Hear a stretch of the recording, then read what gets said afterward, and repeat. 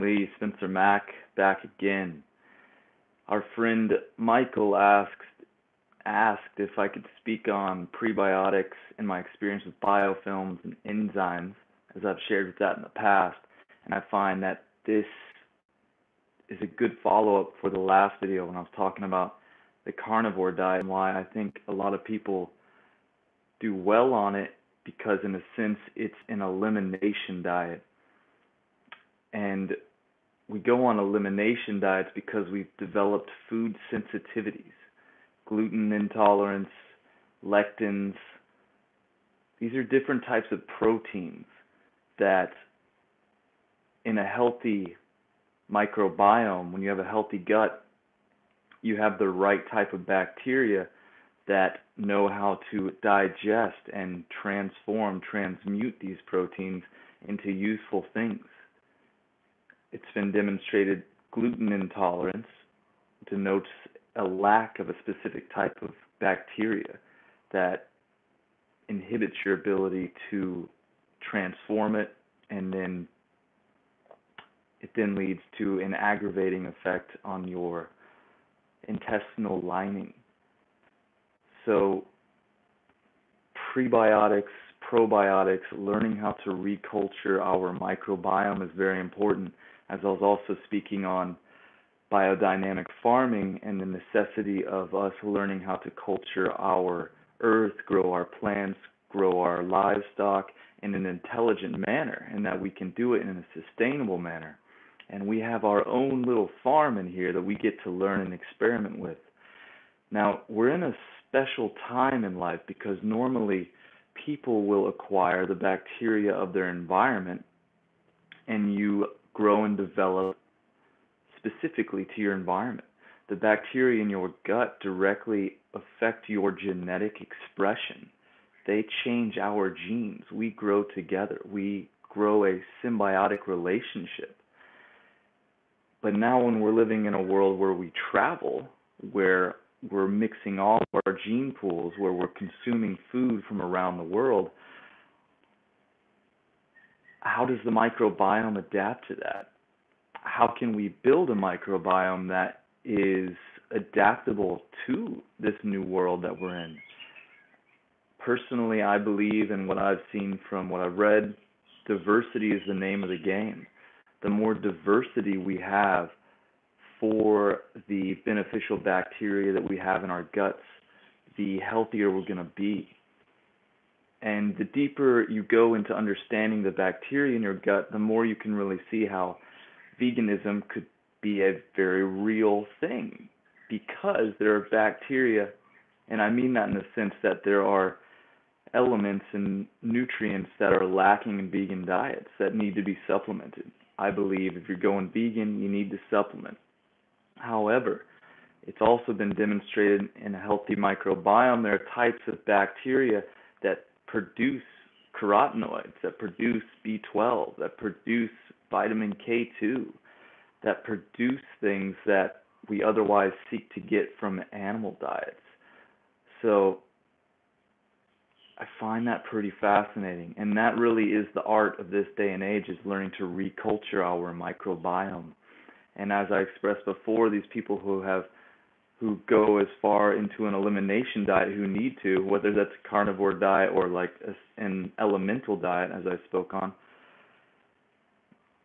if you ever want to come out of that, you have to reestablish the healthy bacteria. And many people, when they do try and come back out of it, are even more sensitive. So there is an art to redeveloping the microbiome, and it's not easy, and I'm by no means an expert in the field, but I do have some what I believe to be valuable information or ideas on how to approach that intelligently. Prebiotics are actually more important in a sense than consuming probiotics.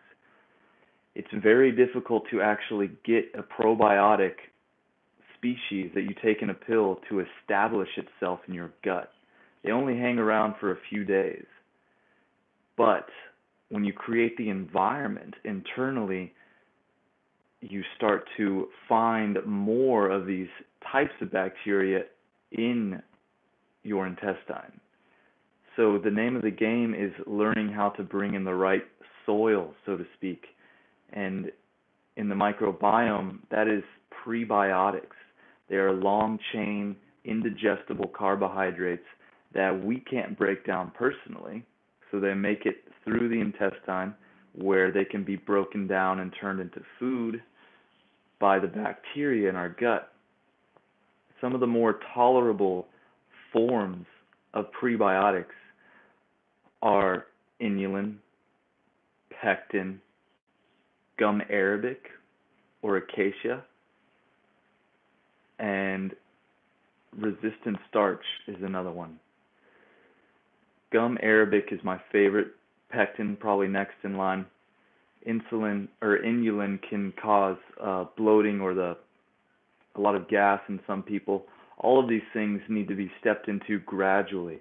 But that's my personal approach, and the way that I formulate my current elemental diet includes gum arabic as well as psyllium, which also has prebiotic properties. So when you're coming out of an elemental diet where you're trying to reestablish a healthier microbiome, finding sources of prebiotics can be really helpful. Interestingly enough, cellulose is not really a prebiotic for us. We can't digest it. Now, that might be different in people who have been consuming nothing but raw foods for a long period of time. When we cook things, we help to break down the structure so we can absorb more of the nutrition. Perhaps individuals who have been eating raw for a long time have the ability, because I am aware of the fact that the Japanese, for instance, have the ability to digest and break down seaweed, the cellulose of seaweed. And the Caucasian people tested in this specific study are not able. And it's all because of a particular type of bacteria that we're lacking that they have. So variety, diversity. But ultimately, are those things going to hang out if you're not consuming those foods consistently? Probably to some degree. So it's an individual experience, and even on a genetic level, we are predisposed to relationships with different types of bacteria. That being said, other ways to help culture the microbiome is to do just that, culture and ferment foods. Sauerkraut, kimchi, you can pretty much ferment just about anything. I was taking my entire elixir, my shake that's made of a plant protein and amino acids, and I put greens powders in there. I also have natto powder, which is a fermented soybean powder, and I put that in there with water and probiotics and culture it and ferment it. These bacteria will produce enzymes, they'll expand and reproduce so that you actually get more out of your probiotic purchases, so to speak. So just on a baseline, if you take a probiotic capsule and you throw it in some water with some sugar, some tea with some sugar, they also grow much better with a source of minerals, but glucose is one of the main factors. You can multiply the amount of probiotics you get out of your capsule. So one of the best, I guess I could say, fertilizers that I've found for bacteria for fermenting probiotics is bee pollen. I also like to use blackstrap molasses, things with high mineral content. I have fermented things like spirulina before, and theoretically, this has been shown to digest the cellulose as well and make it more absorbable. And as I said, these bacteria transmute these elements and make them more absorbable, break down proteins by producing enzymes, and break the proteins into amino acids, which makes it more absorbable for us as well. They can actually run on polyphenols as a source of energy, and one study I saw demonstrated that polyphenols boost the basically conversion or transmutation of omega-3 ALA into DHA. So it's another way that we can increase that beneficial fatty acid as well. So learning how to ferment, getting good sources of prebiotics, going for diversity, go hang out at farms, go work in the dirt, get soil on your skin, breathe it in, eat food. You don't have to wash it and don't feel bad about it if you're getting it off of a good piece of land, off of a good environment. We have this ecosystem where we work together, and that's where most of our problems are. We've dissected and separated everything, but it's all intimately connected. So we need to learn to culture the soil that our food's grown in, because ultimately that's what is doing a lot of the magic for us. Even the very basis of how we produce energy in our body, our mitochondria, used to be bacteria.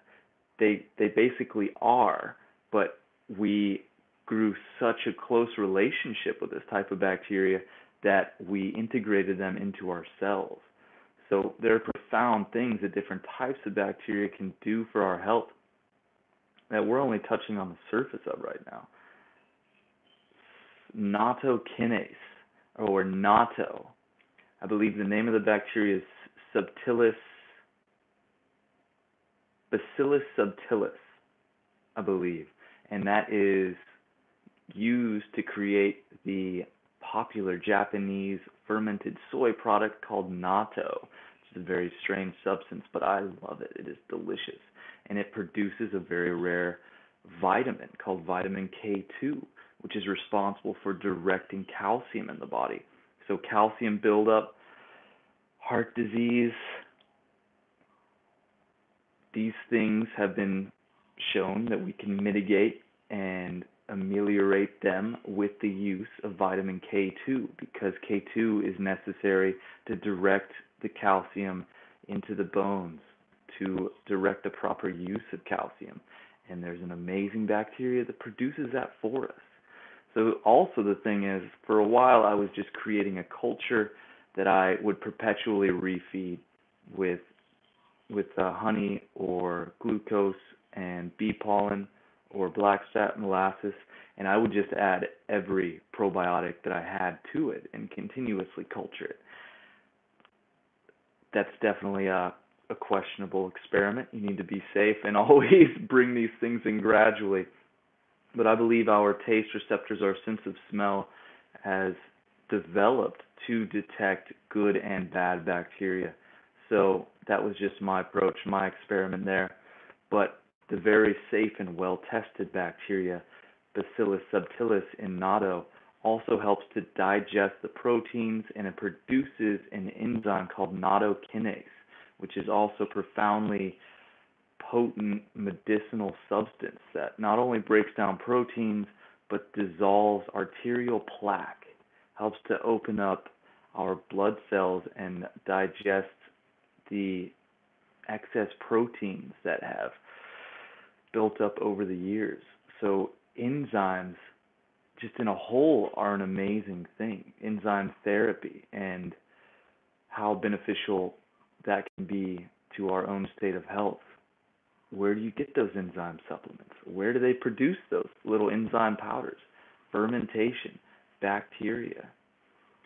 So that's just a whole nother aspect of why the development of our understanding of bacteria, fungi, and algae are vital to us being able to create a sustainable way of living on the planet and produce all of the necessary nutrients that we need to thrive. That's where I stand right now. Those guys are the magi. They transmute substances that make all of life possible. They can condense nitrogen into protein and unlock phosphorus from rocks. It's fascinating. So we want to learn how to take care of these guys and be wary anytime you have to take antibiotics. And I believe that has a lot to do with my healing journey and why so many people have sensitivities to different foods. Once you take antibiotics, go through a full course of those, I've done multiple, probably close to a dozen in my life with all the illnesses I had when I was young. You just wipe the slate clear, and you know what establishes itself very rapidly? Opportunistic bacteria, which just crave and grow rapidly on that sugar and create things like SIBO, or small intestinal bacterial overgrowth. You end up with endothelial dysfunction and have things like Crohn's disease and leaky gut syndrome. It's these invaders that can really thrive off the opportunity that is given when we wipe the slate clean. So anytime that you do that, definitely make sure you go on to a prebiotic and probiotic program afterwards, and by all means try to avoid it to the best of your abilities. And the stronger your own microbiome is built up, the more potent your defense system is, your immune system is. So we really got to culture these guys. Fermentation, diversity. Yeah, so I believe a lot of sensitivities to things like gluten, soy, lectins are just a matter of our diversity in our microbiome and just the profound nature of what they can produce for us, medicinally speaking. So I'm going to cruise through, see if there's any questions, and I appreciate the questions, guys. I'll just keep banana flour for resistant starch. You can't cook it, though. Resistant starch is a pretty profound one. There's a whole group of people who are into potato starch. Resistant starch, you can actually cook potatoes, cool them, and when it cools, the starch crystallizes into a longer chain or a type of structure that is indigestible to us but feeds a beneficial type of bacteria. Green banana flour is also high in this, and it's also high in a good amount of minerals. Green banana flour is pretty delicious, but the thing is if you cook it or heat it again, you lose a lot of the resistant starch. So, but that is a good one, my friend. Good call. I see I can't really scroll up this, so I'll go through this and try to make videos on things that I find most aligned. I've read that prebiotics can hurt those who have bad bacteria flora, so intestinal problems. Yeah, if your intestinal microbiome is really overrun, that's why things like SIBO, you got to retreat, basically, it seems, to an elimination diet, which doesn't even have that.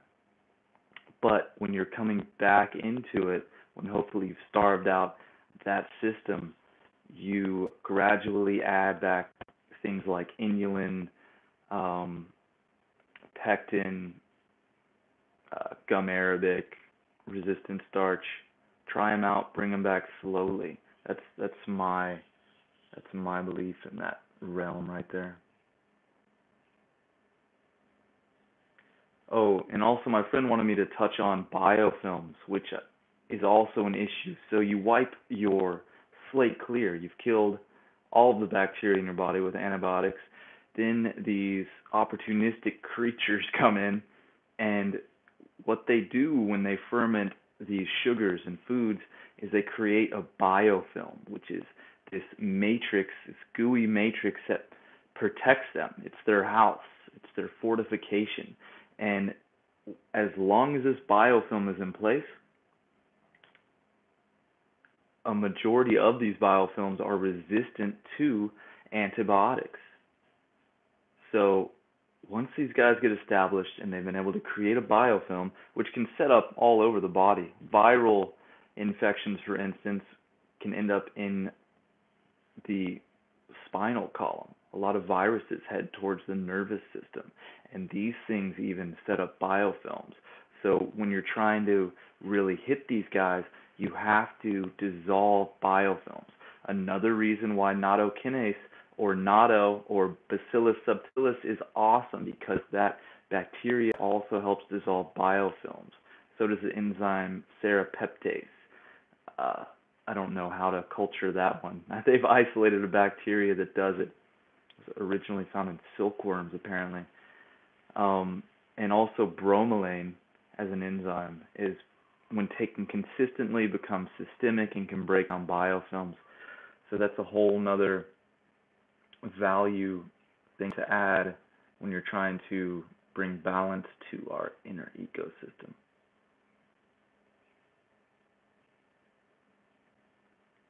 Dan the man, I love that guy.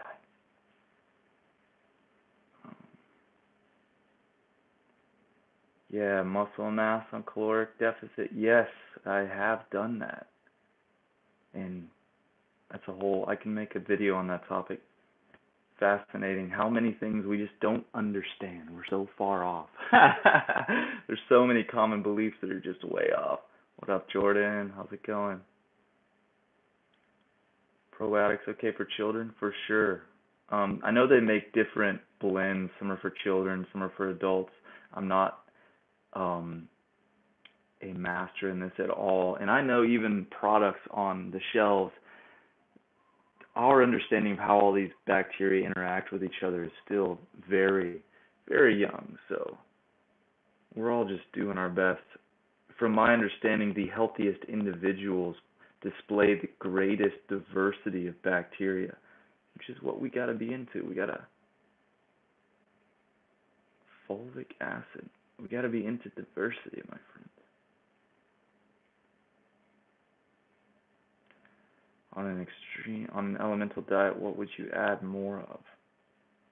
In what sense? In the sense of prebiotics? Yeah, cool potatoes and chill them, eat them cold. Yeah, you can warm them up. I think you can't go over 130 degrees. I think that's when it switches back into digestible starch. Potatoes are the jam. The purple potatoes, by the way, Okinawa sweet potatoes. Those are one of the highest in the resistant starch. I remember finding that and being extremely happy. Yeah, I don't know much about turpentine. A lot of it sounds questionable. If you have solid studies, research, I'm totally into that and would love to hear it. Biofilm, dissolving, microbiome, enzymes, and clearing, taking care of your environment. There's a whole microbiome on your skin and in your sinuses. So honestly, I'm not a fan of soap. I use it infrequently and not on my entire body. And cultivating and culturing, like I said, your connection with the environment, circulating into healthy environments when you can. It's just what we got to do. And I know we're not always able to do that. Some of us find ourselves in a city currently, and we have to approach life from that. But I recommend in the distant future having that goal of finding yourself closer to nature. All right, guys, that's the topic of the day. If you appreciated this, please like and subscribe and share. Help circulate this information. I'll share some links to the prebiotics and probiotics that I use below, and questions, topics, comments. Super helpful, and lots of love and appreciation, guys. Till next time.